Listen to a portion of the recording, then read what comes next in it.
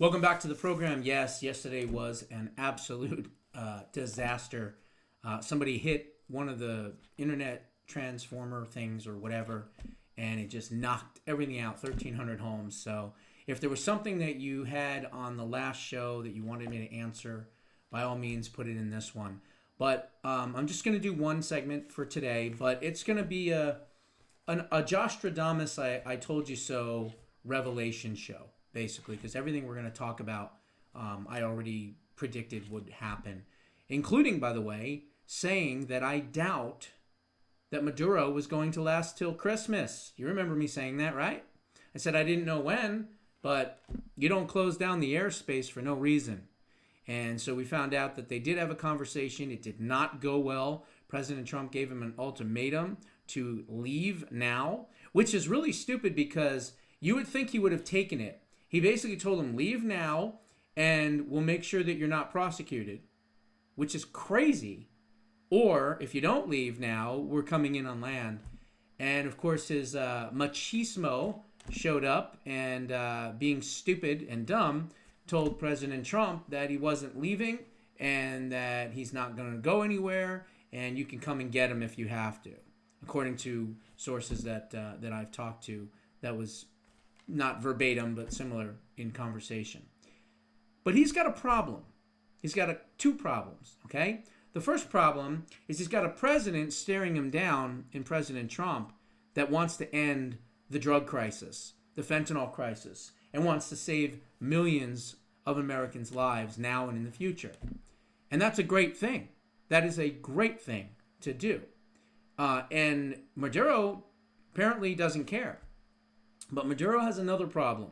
And I'm going to get into that here in just a second. But first, I want you to listen to the great President Trump today.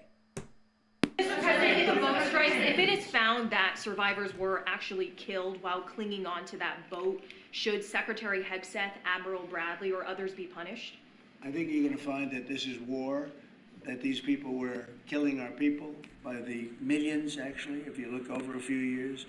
I think last year we lost close to 300,000 people were killed. That's not mentioning all the families. Have you seen what happens with the families of not only the people killed, the people that are trying to get their son or their daughter off of this poison that they've been fed? I think you're going to find that there's a very receptive ear to doing exactly what they're doing, taking out those boats. And very soon we're going to start doing it on land too, because we know every route, we know every house, we know where they manufacture this crap, we know where they put it all together. And I think you're going to see it very soon on land also. Yeah, please. So to be clear, So they've been doing reconnaissance in the Caribbean now for months, okay? And they are going to go onto land, as we all know. And it's going to happen soon. As a matter of fact, I can almost guarantee you that it will happen before Christmas. I can almost guarantee it, okay? Could happen at the end of this week. Could happen next week. But it should almost certainly be, I would be shocked, put it that way, if it didn't happen. Now, here's Maduro's major issue and problem. When he stole power after, of course, Hugo Chavez died and basically granted him the country, right, because he was his number two. And we know how Hugo Chavez came to power. He stole power away. And so you had from 2000 to 25. So they have been suffering for almost 26 years under these dictatorships. I've said this many times before. Pre-2000, Venezuela was a nice country. And in the 80s and 90s, heck, my parents, vacationed in Caracas and things like that. It was beautiful. It was beautiful back then. It was pro-America. It was pro-Western. I mean, it was great. But 2000, hijacked by Hugo Chavez. He dies, I think, in 2008 or whatever it was. And then Maduro takes over, and it's just been a hellhole ever since. Now, at the time when he took over, he had a lot of allies, okay? He had allies in Argentina. He had allies in Brazil. He had allies definitely, absolutely, without a doubt, in Bolivia and in Cuba. And many others, including St. Vincent and Grenada and some of those others. He's now isolated, okay? He is now isolated. He lost two of his allies in 1 week.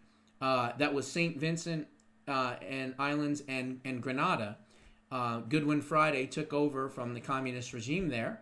And so that's now a center-right government. Bolivia, Rodrigo Paz, the first thing he did was destroy AMLO, which was like this group of left-wing organizations within Bolivia. And so Evo Morales, I think his name was, used to run Bolivia. Now it's being run by Rodrigo Paz, and he is pro-Trump. He is definitely for these narco strikes and everything else.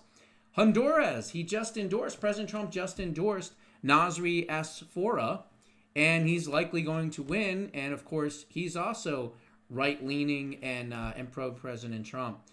How can we forget Nayib Bukele, right, in El Salvador? Total Trump, total MAGA all day long. And then, of course, you have Javier Milei in Argentina. He's Trump. He's been at the White House, and he's been at, Mar-a-Lago, I meant to say. I think he's been at the White House too, but Mar-a-Lago during the transition, I mean, hanging out with everybody. So he's definitely pro-Trump. And then Colombia is not pro-Trump, okay? Gustavo Petro is an anti-Trumper to his core. But he's also afraid of President Trump because President Trump has said that it might not just be Venezuela. We may go into Colombia because, let's face it, that's where a lot of the distribution is coming from. Colombia, right? So it's possible that he's backing away from Maduro because he's afraid of President Trump. So keep that in mind. And then, of course, you have Sheinbaum in Mexico. She's terrified of President Trump. And so, therefore, she's backed away from Maduro. And then even Brazil with Lula, who stole the election from Bolsonaro, even he is deathly afraid of President Trump. He's afraid of sanctions and tariffs and everything else. So he's backed away from Venezuela. And I guess his only allies are Daniel Ortega in Nicaragua and, the Cuban regime, basically. The Castro brothers, or one of them anyway, Raul. So he's isolated. And none of these people are going to do anything. And by the way, Russia and Vladimir Putin, they are buried to their neck in Ukraine. So they're not going to do anything either. And of course, China's not going to do anything. So Maduro is sitting there in Venezuela, and basically it's the swan song. And he's either going to be killed, captured, or he's going to flee. And hopefully it's one of the first two.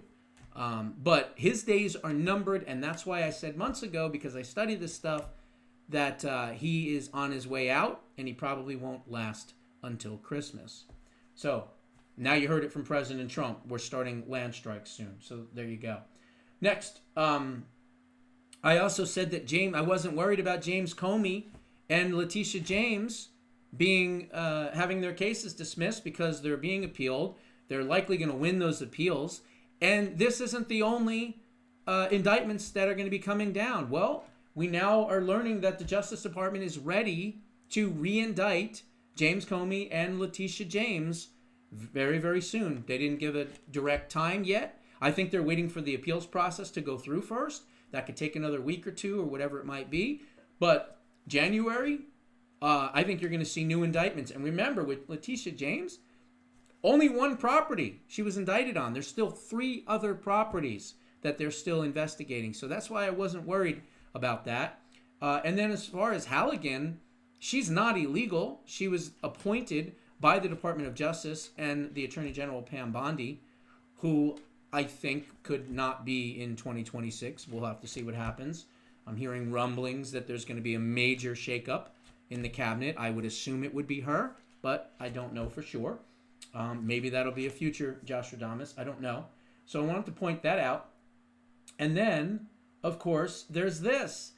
We know that Brooke Rollins and the USDA has been trying to get to the documentation and information pertaining to the SNAP program. We saw that there's 40-something million people. Many of those, millions of those people, are illegal aliens receiving this stuff. And it's not supposed to be for illegal aliens. Now, we know that she subpoenaed in the very beginning of this Trump term the red states and the blue states. And basically all the red states complied, and they gave all the information, and they found a lot of fraud just based on the red states. But the blue states are still holding back. They don't want the information to come out because they understand how much fraud is there. It's going to look like another little Mogadishu with Tim Walz, I'm sure. And many of these governors in these blue states are doing all kinds of illegal fraud with illegal aliens and everything else. So you're looking at what happened in Minnesota with Tim Walz. You're now looking at that in more blue states, okay? And I'll predict that you're going to find that information out. Now, I also said, in order to get the information, starve the states. Cut them off completely. Remember I said that? I said cut them off from everything. Now, I'm more extreme. I wanted everything cut off. Their water, their food, their sewer line, everything. Well, these people aren't as crazy as I am. But Brooke Rollins has now said that she's cutting off all the funding in the SNAP programs in the blue states as leverage because of non-compliance on giving the documents over to her for the SNAP program, which again, I called for her to do, but in a much more extreme fashion than she's doing. But at least she's doing that. So I wanted to point that out as well. And then this is a weird story. This is nothing I predicted or anything. It's just a weird story. President Trump today basically gave a full and unconditional pardon to Democrat Representative Henry Queller. He wrote that this guy was railroaded by the Biden administration because he didn't want open borders, and that he was someone that was trying to protect our borders, and then he spoke out against the Biden auto pen regime, and then right after that they indicted him on all these different things. So President Trump saw it as a revenge indictment. But it's not, because if the documents are real and everything happened is true, this $600,000 in kickbacks and bribery that this Democrat had from Azerbaijan and Mexico. So he committed major crimes. He was looking at 204 years in jail, okay? And he pardoned him. Now, I don't know the reason why he pardoned him. I looked at his conservative scorecard. It's in the toilet. It was a 6%. It's not like he was voting half the time with Republicans. It's not like he would even be considered a conservative a conservative Democrat. He's not. He's far to the left. So I don't know why he did this. The only thing I can think of is one day President Trump's not going to be in office, and this guy's in Laredo, so he's very close to the border, and maybe they worked out a deal secretly that says, hey, keep an eye on the border. Don't let the border go wide open when I'm not there. I don't know. I'm just spitballing. I have no idea if that's the case or not. I don't understand why he pardoned this guy. I never would pardon this guy, especially with a 6% voter rating. Why would we keep someone like that to continue to run in the area and keep winning? And now we have another Democrat in a Texas seat on the border. I don't understand that. Doesn't make any sense to me. But anyway, I wanted to touch on that. Now, I just did that full story the other day on Mondani, and I chastised President Trump. I said it was a bad mistake for him to bring him to the White House, and he's going to turn on him, and he's going to do all kinds of crazy things. Well, guess what? Not only was I correct in pointing out all of those organizations the other day that obviously he's associated with, and terrorist organizations and everything else, but now he just appointed to his transition team Tamika Mallory. You know who that is? She's one of the founders of the Black Lives Matter movement, number one. Number two, she also founded the pink hats and the march on the Washington with the Pinkos from 2017 or 18, whenever the hell that was. She was a big part of that. And worst part, she's an anti-Semite Jew hater and a disciple, a very close associate, and basically was taught everything by the biggest anti-Semite out there, Louis Farrakhan. So imagine that. He appoints her to be in charge of the transition team and everything else. And who knows what else she's going to be doing. I'm sure it's going to have to do with policing. She's anti-police. She wants to defund the police and everything else. So I'm just pointing it out because you're going to see crazier and crazier and crazier and crazier appointments of people that are extreme radicals. And I'm sure I will be telling you all about the next person that's going to be the transportation secretary. This one's going to be appointed to do this. This one's going to be the chief of police. I mean, whatever he's planning on doing, I can guarantee you, none of them are going to be sane. They are all going to be communists, far, far communist, left communists. The only good thing that happened was the other day, Van Epps won in Nashville, which is why I wasn't freaking out too much when New Jersey and New York and what was the other state? Virginia went blue. And I said, don't worry, those are blue states. Let's see if they can compete in a red state. I'll be honest, the margin is not as big as I wanted. I thought it was going to be a bigger blowout. So that's a little bit disconcerting. But I'm not one of those people that's, hanging on to this, we're going to lose everything in the midterms. Certainly not yet. We've got 12 and a half, 13 months, I think it is, or whatever. It's about 13 months to really get the ship in gear and get the economy rolling. And remember, it's the economy, stupid, right? A lot of these people that don't pay attention to politics, all they care about is what's in their pocket. Is gas cheaper? Can I buy things? Do I have more disposable income? Are my taxes lower? And remember, the big, beautiful bill and all these other things that they've done, I'm not worried yet, okay? I'm not worried. Ask me in June, and if we still are in the situation, then we're like, right now, it's a 5-alarm fire. And my hair that I don't have would be on fire, screaming at the top of my lungs for anyone to get their act together. But we're not there, okay? We are not there. And it would be almost impossible for the Democrats at this point to win back the Senate. And even the House is going to be difficult because of redistricting and some other things going on. So, again, let's not panic yet. The panickin's out there.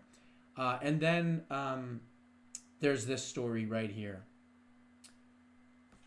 You don't text your, quote, constituents, okay?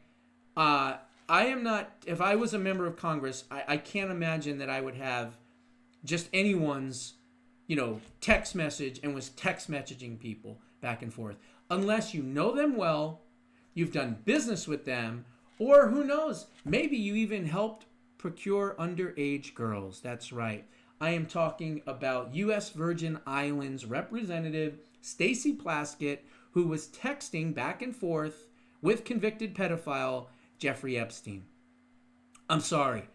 I'm not on a first name basis with anyone really in Congress. I can't just text, certain members of Congress. There's one or two that I can. The state level, yeah, I can text with those people and they'll answer me all the time, no problem.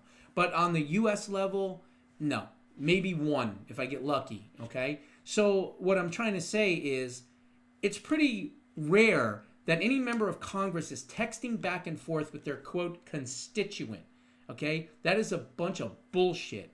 So I think that a federal investigation is warranted here. I think that they need to subpoena her email records, her communications, her phone records, her text message, her everything, her hard drive, her computers, everything. Because there's no way that she was just saying that he was, quote, just a constituent.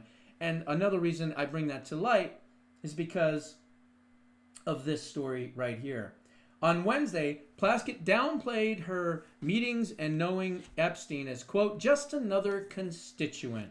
After files were released, Epstein's estate revealed that she was feeding questions to Michael Cohen, the rat Cohen, during a congressional hearing in 2019.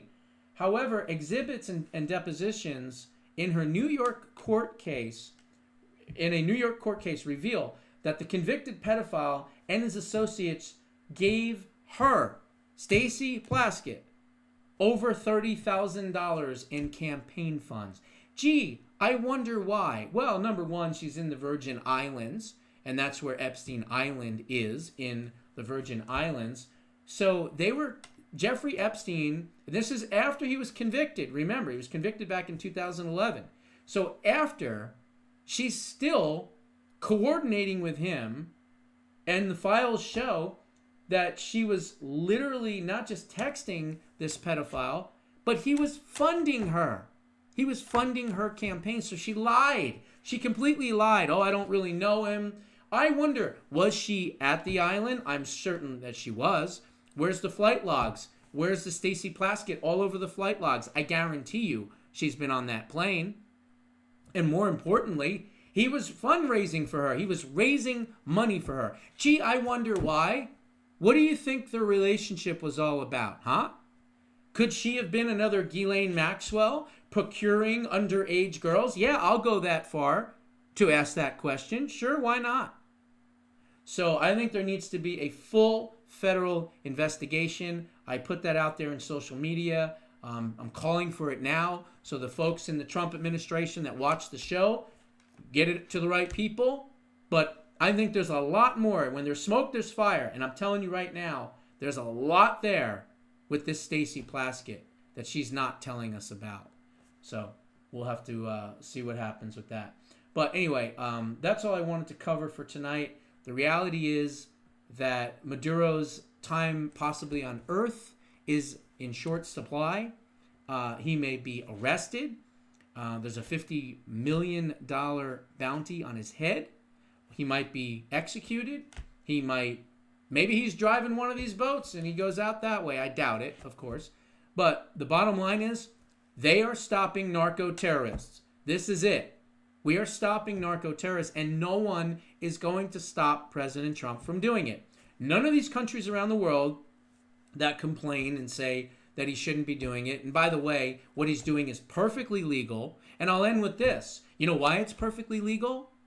Because of total immunity. Thank God the Supreme Court got it right. Remember we were having that discussion last year about the Supreme Court? Or maybe it was actually earlier this year. Or was it last year? No, I think it was last year. I don't remember. It's like the days go by so fast.